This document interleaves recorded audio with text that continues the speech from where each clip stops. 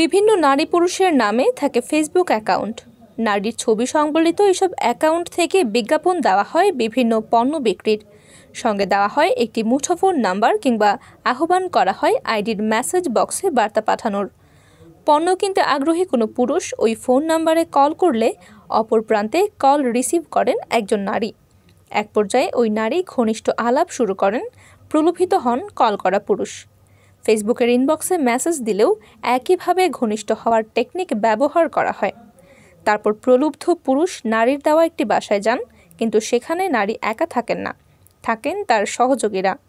পুরুষ মানুষটি সেখানে যাওয়া মাত্র তাকে জিম্মি করে আদায় করা হয় টাকা পয়সা, লুটে নেওয়া হয় সর্বস্ব। 12 বছরের রিপ্লেসমেন্ট গ্যারান্টি নিয়ে তানভীর মেটালি প্রথম বাংলাদেশে। তানভীর মেটালের স্মার্ট পণ্য ব্যবহার করুন, স্মার্ট হন। সিলেটে নারী দিয়ে ব্ল্যাকমেইল করা এমন কয়েকটি চক্র বেপরোয়া হয়ে উঠেছে। তাদের ফাঁদে পা দিয়ে ফাঁসছেন সব বয়সী পুরুষ। এমন একটি ঘটনা বেরিয়ে এসেছে সিলেটের শীর্ষ নিউজ পোর্টাল সিলেটভিউর অনুসন্ধানে। খোঁজ নিয়ে জানা যায়, সিলেট মহানগরীর 24 নং ওয়ার্ডের কুশিঘাট এলাকায় একটি দুতলা বাসার নিচতলার একটি ইউনিট প্রায় 2 মাস আগে মাসপ্রতি 9,000 টাকায় ভাড়া নেন সাথী আক্তার নামের এক নারী। তার বাড়ি সুনামগঞ্জ জেলার তাহিরপুর উপজেলার লাভেরগড় এলাকায়। ভাড়া নেওয়ার সময় বাসার মালিককে সাথী তার স্বামী ও 2 সন্তান আছে বলে জানান। বাসার মালিককে তিনি আরও জানান, একটি বেসরকারি হাসপাতালে আয়া এবং স্বামী মহানগর সোভানীঘাট কাঁচা বাজারে চাকরি করেন, কিন্তু মূলত সাথীর কোনো স্বামী নেই। তিনি ওই বাসায় একাই থাকতেন। তার রয়েছে 4 ছেলে সহযোগী। তাদের একজনের নাম জামিল ও আরেকজনের নাম নাদেল। ছেলে সহযোগীরা জান্নাত আরা ও রনি আহমদ নামে 2টি ফেসবুক অ্যাকাউন্ট ব্যবহার করে পণ্য বিক্রির বিজ্ঞাপন দেন। এছাড়া এসব অ্যাকাউন্টের ইনবক্সে বার্তা আদান প্রদানের মাধ্যমে অসামাজিক কাজের চুক্তিও করেন তারা বিভিন্ন জনের সঙ্গে। কেউ যখন এই চক্রের ফাঁদে পা দিয়ে কুশিঘাটের বাসাটিতে আসেন, তখন তারা তাকে জিম্মি করে লুটে নেন সর্বস্ব। এছাড়া সাথী নামের ওই নারীর সঙ্গে বিবস্ত্র অবস্থায় ছবি ও ভিডিও মুঠোফোনে ধারণ করে হুমকি দেওয়া হয়, এই বাসা থেকে বেরিয়ে কাউকে কিছু বললে এসব ছবি ও ভিডিও অনলাইনে ছড়িয়ে দেওয়া হবে। ফলে ভয়ঙ্কর এই চক্রের কাছে সব হারিয়েও মুখ খোলেন না ভুক্তভোগীরা। এভাবেই সোমবার 16 অক্টোবর সাথী চক্রের ফাঁদে পা দেন সিলেটের গোলাপগঞ্জ উপজেলার হেতেমগঞ্জ এলাকার 25 বছর বয়সী এক যুবক। পেশায় তিনি একজন মাদ্রাসা শিক্ষক। তার সঙ্গে কথা হয় সিলেটভিউয়ের।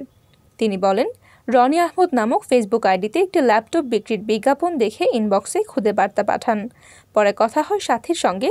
সাথীর দেওয়া কুশিঘাটের বাসার ঠিকানায় ওই যুবক সোমবার সন্ধ্যার পর আসলে সাথীর ছেলে সঙ্গীরা তাকে অস্ত্রের মুখে জিম্মি করে মোবাইল ও টাকা পয়সা ছিনিয়ে নেয়। এরপর তার কাছে আরও 1 লাখ টাকা দাবি করা হয়। পরে বিকাশের মাধ্যমে 10,000 টাকা আনিয়ে রাত 9টার দিকে তাদের হাত থেকে মুক্তি পান ওই যুবক। তবে এ বিষয়ে সাথীর বক্তব্য ভিন্ন। তিনি জানান, ওই যুবক তার সঙ্গে অসামাজিক কাজ করার প্রস্তাবে রাজি হয়ে কুশিঘাটের বাসায় এসেছিলেন। ব্ল্যাকমেইলের শিকার ওই যুবকের কথায়ও রয়েছে অনেক গরমিল। তিনি জানান, কোনো খারাপ কাজের নয়, ল্যাপটপ কেনার উদ্দেশ্যেই তিনি এ বাসায় এসেছিলেন। পরে তাকে ওই বাসায় আটকে রেখে সবকিছু ছিনিয়ে নেওয়া হয়। তবে সাথী বলছেন, ওই যুবকের সঙ্গে অসামাজিক কাজের চুক্তির মেসেজ আদান প্রদানের প্রমাণ রয়েছে তার কাছে।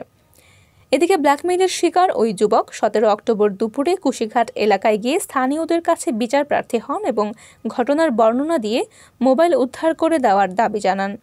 পরে এলাকার মানুষজন সাথী নামের ওই নারীর কাছে বিষয়টি জানতে চাইলে এলাকাবাসীকে তিনি বলেন তিনি পতিতাবৃত্তির সঙ্গে জড়িত। জামিল নাদেল ও তার আরও 2 ছেলে সহযোগী তাকে জোরপূর্বক এই ব্ল্যাকমেইল কাণ্ডের সঙ্গে জড়িয়েছে। এর বিনিময়ে তিনি টাকা পান। অল্প কিছুদিন আগে তারা সিলেটে চক্রটি গড়ে তুলেছেন। নানা বয়সী পুরুষদের প্রলুব্ধ করে ফাঁদে ফেলা হয় এবং এক পর্যায়ে জিম্মি করে টাকা পয়সা লুটে নেওয়া হয়। পরে এলাকাবাসী পুলিশে খবর দিলে মঙ্গলবার বিকেলে সিলেটের শাহপুরান থানার একটি টিম ঘটনাস্থলে গিয়ে সাথী ও ব্ল্যাকমেইলের শিকার যুবককে আটক করে নিয়ে যায়। বাসার মালিক সিলেটভিউকে জানান, সাথী নামের ওই নারী বাসা ভাড়া নেওয়ার সময় একজন পুরুষ নিয়ে আসেন এবং তাকে স্বামী বলে পরিচয় দেন। শর্ত অনুযায়ী তিনি তার জাতীয় পরিচয়পত্রের ফটোকপিও তাকে দেন, তবে সেটি আসল না নকল তা যাচাই করা হয়নি।